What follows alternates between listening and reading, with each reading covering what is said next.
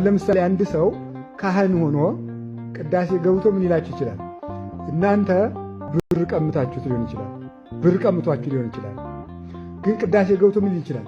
የሰው ገንዘብ የወሰዳችሁ ሳትመልሱ፣ የተጠላችሁ ሳትታረቁ፣ ስትቆርቡ ስጋው ሰዓቱን የበላችሁ ደግሞ ማይበልና ያሰጥችሁ ሰው መሳይ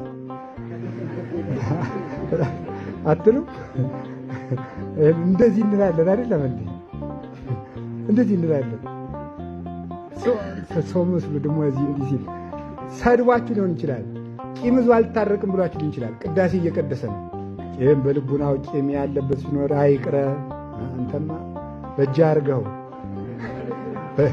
በልቡናው ዝሙት ያለበት ሲኖር አይቅረብ። አሁን ደህና ትመስለዋለህ። እንደዚህ እያለ ምን አስቀድሰው እኮ እግዚኦ እግዚኦ እንደኛ ጉድ እኮ ያልቅ የሚለውጥ ግን ማን ነው?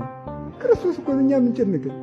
አንድ ዲያቆን ነበር አሉ ቄሱ ብር ቀምተውት ይላል ሰጠው ብሎ ሲቀድሱ ሰው ገንዘብ ወሰዳችሁ ጋር ይሄን ያምጥ ገርባል እጃቸውን እንቃርቦ ቅዳሴው ላይ ማለት ይሄን ያምጥ። ስለዚህ አሁን የምነግራችሁ ምንድነው? ክብርን አቅርንት ውስጥ እደው ይሁን። የካህናት ስልጣን በሱ እጅ ያለ ነው። እስኪ በሉላችሁ የካህናት ስልጣን በማን እጅ ያለ ነው? የሚያከብር የሚለውጥ ክብር የሚሰጠን እሱ ነው።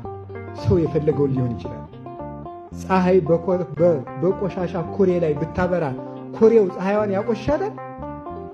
ያቆሻታል ወይ? አያቆሻትም። እንዲያውም ቆሻሻው ምን ትለዋለች? ታጠረዋለች። ካህኑ እንደ ቆሸሸ ኮሬ ሊሆን ይችላል። የክርስቶስን ብርሃን ግን አይለውጠውም። በእኛ ላይ ይደርሰናል። እሱንም ደግሞ ያጠረዋል። እግዚአብሔር እኮ ቸር እኮ ነው። እውነቴን ነው የምነግራችሁ። እግዚአብሔር ቸር ነው። አሁን እንዲሁ ሊቃውንት እኮ ይላሉ የሰው ራስ ቅቤ የሚቀባ ሰው የእሱ እጅ ቅቤ አይሆንም ይሆናል። እንደዚህ እኮ እሱ ሰው ሲያጸድቅ አይመልሰውም እግዚአብሔር። ታዲያ ለምንድን ነው ሲቀደስ ቄሱ እኔንም ወራዳነቴ ላይ ተፈታኝ የሚለው ለምን ይመስላችኋል? ለራሱ ምሕረት እየለመነ ነው። ታዲያ ሞኙ እሱ ወራዳነቴን አይተፈታኝ እያለ ይቅርታ እያገኘ አንተ በሱ እየፈረድ ከዳሪውነት እኮነናል። ይህ እኮ ነው ችግሩ። እንዴ ቅዱስ ዮሐንስ አፈወርቅም ያለውን በሰማችሁ ምን ነው ምንም እኮ ቢሆን እኮ ማረው እንጂ ፍረድበት ብሎ አይጸልይብህም። ወንድም ገብቶ ለአንተ አፉን እየከፈተ አንተ ለምን ታዝናለህ? አሁን ክፉ ዲያቆን ቢሆን ሌላም ነገር ክፉ ጠባይ ያለበት ይሆን ገብቶ መሐሮሙ እግዚኦ ወተሳሎ ነው የሚል እንጂ አጥፍኦሙ እግዚኦ ይላል አይልም። አይደለም አቤቱ ማራቸው ነው አይደለም እንዴ? አጥፋቸው ይላል። ታዲያ ወንድምህ ገብቶ ለአንተ እያለቀሰ አንተ በሱ ላይ ትፈርዳለህን? ለዚህስ የምንመልሰው ምን መልሳለን? በእውነቱ ታዲያ እንግዲህ ያልን ይሄንን ነው። ስለዚህ አቅርንት ውስጥ ተደርጎ የካህናት ስልጣን በእጁ ነው። የሚያከብረን እሱ ነው። የሚያቆርበን እሱ ነው። እኔ የሚገርምህ ጳጳሱ የቀደሱለት ቆርቤ እሺ ፓትርያርኩ አቁርበውኛል፣ እንትን አቁርበውኛል። ከቄስ እጅ ብንቀበል ደስ እኮ ነው የሚለው። እውነቴን ነው። እንግዲያ ፓትርያርኩን የት እያገኘናቸው ልንቆርብ ነው? ምክንያቱም አንድ ሰው ናቸዋል።